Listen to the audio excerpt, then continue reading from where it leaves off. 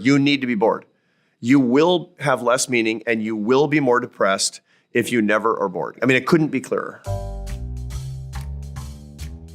Let me give you the good side of boredom in general. Boredom is a tendency for us to not be occupied otherwise cognitively, which switches over our thinking system to use a part of our brain that's called the default mode network. That sounds fancy. It's really not. The default mode network is a bunch of structures in your brain that switch on when you don't have anything else to think about. So you forgot your phone and you're sitting at a light, for example. That's when your default mode network goes on. We don't like it. My colleague in the psychology department here at Harvard, Dan Gilbert, he did experiments where people had to sit in a room for 15 minutes with instructions to do absolutely nothing, and there was nothing in the room to do except there was a button in front of them that they could push, and if they did, they gave themselves a painful electric shock. Sit there bored or get a shock. A big majority of the participants gave themselves shocks instead of thinking about nothing. We don't like boredom. Boredom's terrible. Why is boredom so bad? Well, because the default mode network makes us think about things that might be kind of uncomfortable. When you think about nothing, well, your mind wanders and thinks about, for example, big questions of meaning in your life. What does my life mean? You go to kind of uncomfortable existential questions when you're bored. That turns out to be incredibly important, incredibly good. One of the reasons that we have such an explosion of depression and anxiety in our society today is because people actually don't know the meaning of their lives, much less so in previous generations. Tons of data show this. And furthermore, we're not even looking. Why not? I'll tell you why not. We figured out a way to eliminate boredom. We've been able almost completely to shut off the default mode network in our brains. How?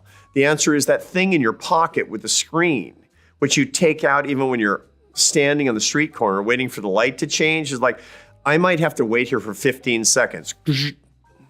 What are you doing? You're actually trying to not be bored because the default mode network is mildly uncomfortable because it sends you to the types of questions that you can't get your mind around, you can't get your arms around. Well, that's a big problem. That's a doom loop of meaning. If every time you're slightly bored, you pull out your phone, it's going to get harder and harder for you to find meaning. And that's the recipe for depression and anxiety and a sense of hollowness, which, by the way, are all through the roof. I get it. You don't want to be bored. You need to be bored. Be bored more. Tomorrow, when you go to the gym in the morning after you wake up, don't take your phone. Can you handle it? Not listening to a podcast while you're working out? Just being in your head? I promise you'll have your most interesting ideas while you're working out without devices. It's probably been a long time since you've done that. Commute with nothing, not even the radio. Can you do that? Start getting better at periods that are 15 minutes and longer of boredom and watch your life change. Number one, you'll be less bored with ordinary things in your life. If you get better at the skill of boredom, you'll be less bored with your job. You'll be less bored with your relationships. You'll be less bored with the things that are going on around you. But more importantly, you'll start digging into the biggest questions in your life: purpose, meaning, coherence, significance. And who knows, you might just get happier. People ask me all the time, is the doctor taking his own prescriptions? And the answer is yes. Yes, I am. I'm prone to the same pathologies as anybody else because I have the same brain chemistry as everybody else. So what do I do to fight that? And the answer is, well, I do a number of things. I have a no device policy after 7 in the afternoon. I don't sleep with my phone. We don't have devices when we have meals in my family because we're there for each other. We're not there for people who aren't there.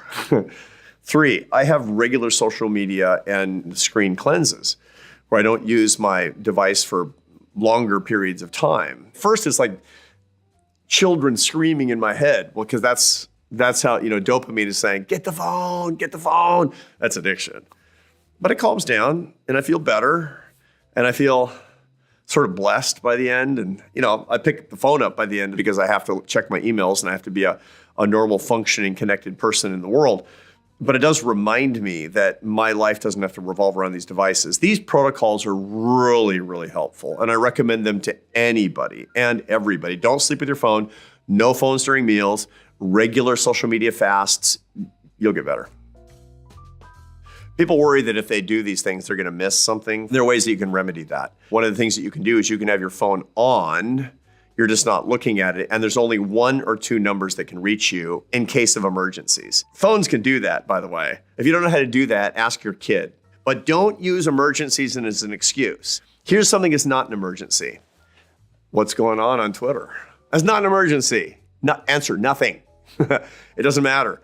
The news can wait. Seriously, your grandparents didn't know what was going on every single second in Washington, D.C. You're killing yourself with this stuff. Are you kidding me? It's bad for you. So let me say it straight to my kids. Put down your phones. You need more meaning in your life. And so do I.